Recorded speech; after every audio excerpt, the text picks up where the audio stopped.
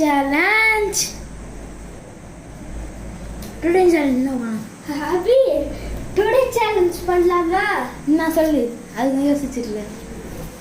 இந்த புக்கை நீ படிச்சு காட்டினா today challenge. எவ்வளோ இந்த புக்கு படிச்சா? ஃபுல்லாவே எத்தனை பேஜ் வரைக்கும்? அதுவா ஒரு பேஜ் தப்பே இல்லாம படிச்சு காட்டணும், இல்லைன்னா உனக்கு தலையில கொட்டு விழுந்துகிட்டே இருக்கு. விளையும் பயிர் பாகம் 1. நீங்க முதல்ல லைக் பண்ணுங்க. விவேகானந்தர் வாங்க படிக்கலாம். முதல் பாகம் விளையும் பயிர். கண் பிரான் இதை உபதேசம் குறித்து கண்ணபிரான். நீ முதல்ல என்ன சொன்ன? கண்ணபிரான் அதான் சொன்னேன்.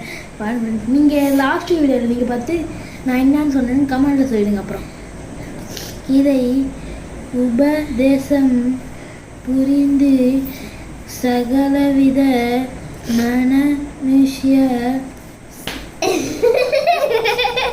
என்னது மனுஷ்ய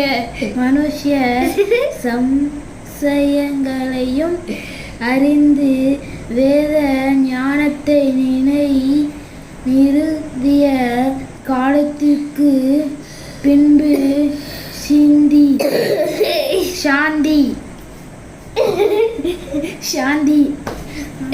அது ஹிந்து மதத்தின் உண்மை கருத்துக்களை முழுவதும் தெளிவாக சர்வ ஜனங்களுக்கு புலம்படும்படி வெளியிடுவித்த ஞானி விவேகானந்தரே அவர் வென்றுகிறது. பாரதியார்.